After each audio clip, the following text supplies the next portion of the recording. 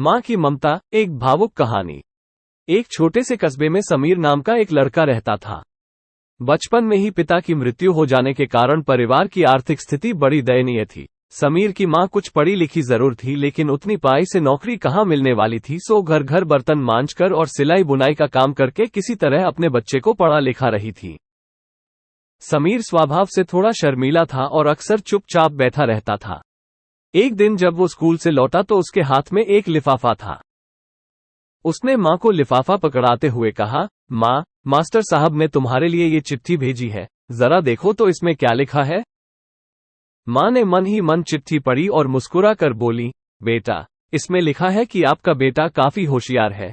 इस स्कूल के बाकी बच्चों की तुलना में इसका दिमाग बहुत तेज है और हमारे पास इसे पढ़ाने लायक शिक्षक नहीं है, इसलिए कल से आप इसे किसी और स्कूल में भेजें। उद्धरण चिन्ह। ये बात सुनकर समीर को स्कूल न जा सकने का दुख तो हुआ, पर साथ ही उसका मन आत्मविश्वास से भर गया कि वो कुछ खास है और उसकी बुद्धि तीव्र है। माँ ने उसका दाखिला एक अन्य स्कूल में करा दिया। समय बीतने लगा। समीर ने खूब मेहनत से पढ़ाई की। आगे चलकर उसने सिविल सर्विसेज परीक्षा भी पास की और IAS ऑफिसर बन गया। समीर की माँ अब बूढ़ी हो चुकी थी और कई दिनों से बीमार भी चल रही थी, और एक दिन अचानक उनकी मृत्यु हो गई। समीर के लिए यह बहुत बड़ा आघात था। वो बिलख बिलख कर रो पड़ा। उसे समझ नहीं आ रहा था कि अब अपनी माँ के बिना वो कैसे जिएगा। रोते रोते ही उसने माँ की पुरानी अलमारी खोली और हाथ में उनकी माला, चश्मा और अन्य वस्तुएं लेकर चूमने लगा। उस अलमारी में समीर के पुराने खिलौने और बचपन के कपड़े तक संभाल कर रखे हुए थे। समीर एक एक कर सारी चीजें निकालने लगा और तभी उसकी नजर एक पुरानी चिट्ठी पर पड़ी। दरअसल ये वही चिट्ठी थी जो मास्टर साहब ने उसे 18 साल पहले दी थी। नम आंखों से समीर उसे पढ़ने लगा।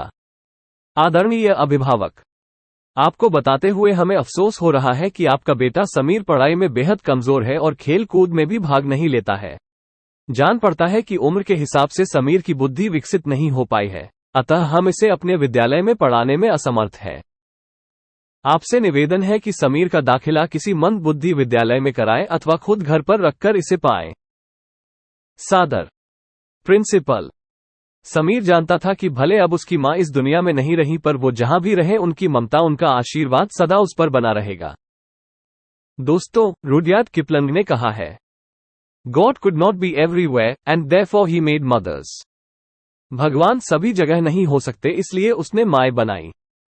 माँ से बढ़कर त्याग और तपस्या की मूरत भला और कौन हो सकता है।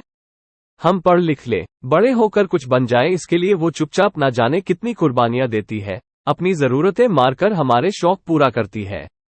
यहां तक कि संतान बुरा व्यवहार करे तो भी माँ उसका भला ही सोचती है।